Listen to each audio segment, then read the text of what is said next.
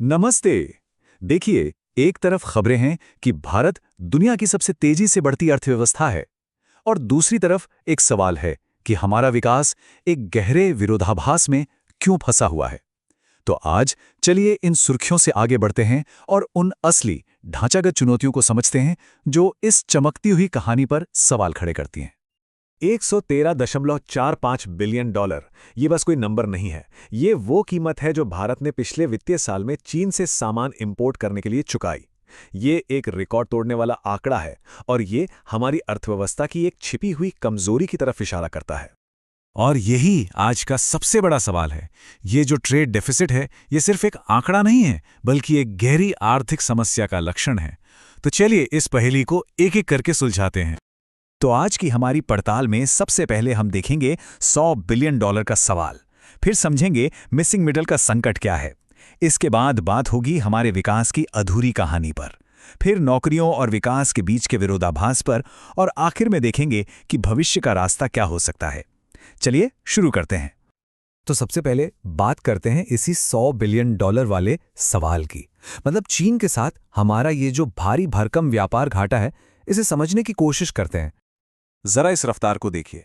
पिछले सिर्फ एक दशक में चीन से हमारा इंपोर्ट 150% बढ़ गया है, जबकि इसी दौरान हमारा कुल इंपोर्ट सिर्फ 46% बढ़ा।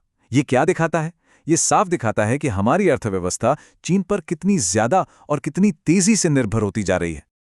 तो सवाल उठता है कि यह निर्भरता आ कहां से रही है, और इसका जवाब छिपा है द मिसिंग मिडल के संकट में। यह भारत के इंडस्ट्रियल इंजन की, आप कह सकते हैं, सबसे बड़ी कमजोरी है। ये तस्वीर पूरी कहानी बयां कर देती है। देखिए, भारत में या तो बहुत छोटी कंपनियां हैं या फिर बहुत बड़ी। जो बीच का हिस्सा है, यानी मीडियम साइज की कंपनियां, वो लगभग गायब हैं। वहीं दूसरी तरफ चीन का औद्योगिक ढांचा इन्हीं मीडियम साइज की कंपनियों के दम पर मजबूत है, और यही चीज उन्हें मैन्युफैक्चरिंग का पावर हाउस बनाती है।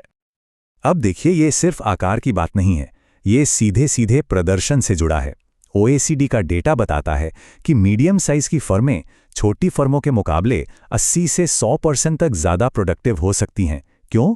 क्योंकि वो बेहतर टेक्नोलॉजी और प्रोसेस में इन्वेस्ट कर पाती हैं, और प्रोडक्टिविटी का यही अंतर चीन के दबदबे का एक बहुत बड़ा कारण है। अब इस समस्या को जरा और बड़े पैमाने पर देखते हैं, क्योंकि भारत की जो विकास की कहानी है वो काफी हद तक एक तरफा है, जिसका झुकाव सिर्फ एक ही तरफ है। ये चार्ट पूरी कहानी साफ कर देता है। हमारी अर्थव्यवस्था के GVA यानी ग्रॉस वैल्यू एडेड में 55% से भी ज्यादा हिस्सा सर्विस सेक्टर से आता है, जबकि इंडस्ट्री, जो बड़े पैमाने पर नौकरियां पैदा कर सकती है, वो सिर्फ 27% पर ही अटकी हुई है। और इस असंतुलन का असर जमीन पर साफ दिखता है। जब इकोनॉमी सर्विस ड्रिवन हो और इंडस्ट्री कमजोर, तो अच्छी फॉर्मल जॉब्स की कमी हो जाती है, इनकम में असमानता बढ़ती है, और देश ग्लोबल इकोनॉमिक शॉक के सामने ज्यादा कमजोर हो जाता है। और यही हमें हमारी सबसे बड़ी चुनौती पर ले आता है, रोजगार। अब आते हैं उस सबसे बड़े विरोधाभास पर कि अगर अर्थव्यवस्था इतनी तेजी से बढ़ रही है, तो फिर अच्छी नौकरियां कहां जा रही हैं? यही जॉबलेस ग्रोथ की असली समस्या है, और इसका सीधा कनेक्शन मिसिंग मिडल वाले संकट से है। सीधी सी बात है, जब छोटी कंपनियां बड़ी ही नहीं बन पाती, तो वो बड़े पैमाने पर स्थायी और अच्छी सैलरी वाली नौकरियां कैसे बनाएंगी? और इस समस्या को और भी गहरा करती है आय की खाई।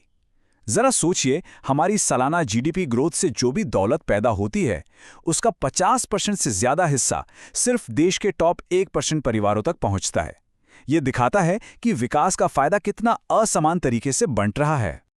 जब हम अच्छी नौकरियों की बात करते हैं, तो हमारा मतलब होता है फॉर्मल रोजगार से, यानी ऐसी नौकरियां जहां रेगुलर सैलरी हो, सोशल सिक्योरिटी मिले। लेकिन हमारा मौजूदा आर्थिक ढांचा ऐसी नौकरियां बड़े पैमाने पर पैदा ही नहीं कर पा रहा, क्योंकि ज्यादातर कंपनियां बहुत छोटी और अनौपचारिक हैं। तो इन सब चुनौतियों को देखते हुए भविष्य को कैसे सुधारा जा सकता है? चलिए अब आगे के रास्ते पर एक नजर डालते हैं। देखिए, आज की स्थिति को समझने के लिए थोड़ा पीछे देखना जरूरी है। आजादी के बाद के मिक्स्ड इकोनॉमी मॉडल से लेकर 1991 के उदारीकरण तक हमने एक लंबा सफर तय किया है, और अब सरकार PLI जैसी स्कीमों के जरिए इन्हीं ढांचागत कमियों को दूर करने और उद्योगों को बढ़ावा देने की कोशिश कर रही है। तो आगे का रास्ता बिल्कुल साफ है।